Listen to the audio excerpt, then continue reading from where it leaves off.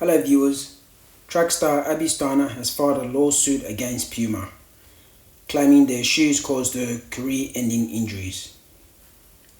A quick profile of Abby Steiner. She'll be 27 in November. She attended the University of Kentucky on a dual scholarship for soccer and track, starting in 2018. She decided to focus only on track at the beginning of her second year of uni. She's the current NCAA outdoor record holder in the 200 meters and NCAA indoor record holder in the 300 meters. She signed with Puma in July 2022. Now to her lawsuit. Her and her legal counsel filed this lawsuit on April 24, 2026. The information I'm sharing with you is from the court documents, so I'm sticking to the facts unless I'm making my own observations. At the introduction of the document, the purpose of the filing is stated at point number 2. It says, "This is a product liability action seeking recovery for substantial personal injuries and damages suffered by plaintiff after plaintiff was seriously injured by products designed." Point number 3 lists the products in question, which are Puma Deviate Nitro Elite 2, Deviate Nitro Elite 3, Puma EvoSpeed Tokyo Nitro, EvoSpeed Tokyo Nitro 400, and other Puma running shoes that had carbon fiber plate and or nitrofoam technology. Starting from point number 5, all the parties are outlined. So it's Abby versus the 4 Puma related companies, plus Mercedes-Benz Grand Prix. So Puma North America Incorporated is the US base for Puma operations. I'll read from point 9. Puma North America Incorporated is in the business of designing, developing, testing, marketing, selling and distributing footwear, including the Puma shoes and its components. Now for Mercedes-Benz Grand Prix, commonly referred to as Mercedes-AMG, itself and through its agents, employees, contractors, associates, consultants, subsidiaries who are involved in and control the design, development, testing, manufacture, marketing and promotion of these shoes, these Puma shoes, which form the components of this complaint. So point number 29 is also useful. It says the Puma defendants and Mercedes-Benz Grand Prix collectively were responsible for designing, developing, testing, manufacturing, marketing and advertising and distributing the Puma shoes. Moving to what's titled Common Allegations. Point 31 tells us that Abby wore these shoes during training and competition. Then from point 32 all the way to point 89, Abby's attorneys explicitly present what the expectations of the Puma shoes were described by the defendants. So defendants being Puma and Mercedes-Benz Grand Prix. I've picked 3 points which I think will be useful to you. So at point 64 and 66. Point 64 says that at all times relevant to the complaint, Abby believed that the shoes were advertised, promoted and marketed as being developed after relentless testing in its labs.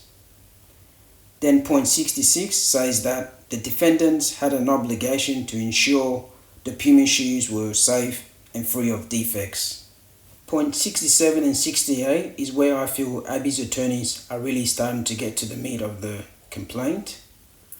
So 67 says representations and warranties like those made by the Puma defendants and Mercedes-Benz Grand Prix misled consumers, including plaintiff, into believing the Puma shoes were adequately and appropriately tested and reasonably safe for their normal intended use. Point 68, I feel it's very telling. It says the Puma defendants and Mercedes-Benz Grand Prix New consumers and competent runners, including plaintiff, which is Abby, were unqualified and lacked the necessary expertise to inspect the Puma shoes or identify dangers, safety issues, or defects in the product. Point 72 and 73 will be of interest to you. 72 says, when Abby decided to wear the Puma shoes for training and competitions, she was made to believe that the shoes were properly designed, developed, tested, marketed, and sold and distributed free from defects of any kind. Then point 73 says, Puma and Mercedes-Benz Grand Prix were aware that the Puma shoes had defects that made them unsafe, unreasonably dangerous, and capable of causing injury and harm to consumers. Let's go to point 82. It says, Puma defendants and Mercedes-Benz Grand Prix concealed and withheld from plaintiff all information they had in their possession related to the dangers, risk, injuries, and potential harm associated with the Puma shoes. Now at point 83, it states that she started wearing these shoes in or around September 2022. The last point in the document that I'll read is point number 86. There's a total of 157 points in the document. Point number 86 says that the cause of Abby's injuries was the defective, unsafe, and negligent design, development, manufacture, assembly, and distribution of the Puma shoes. So Abby has asked for a trial by jury.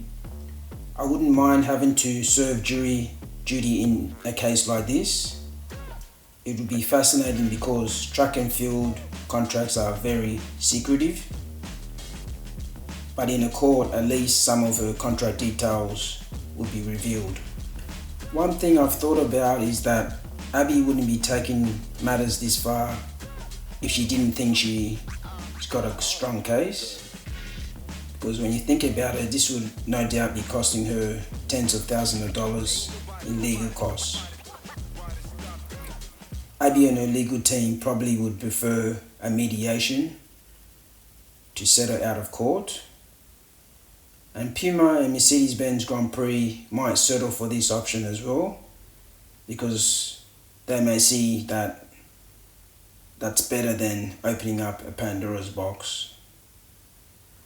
As you all know, selling out of court is the common outcome in lawsuits like this. My last observation is, I wonder if Abby's team is going to ask for design specifications of the shoes in the complaint, and will the judge allow it, because Puma will obviously claim that it's intellectual property. I'm eagerly awaiting to see if this will end up in court. Talk to you again soon.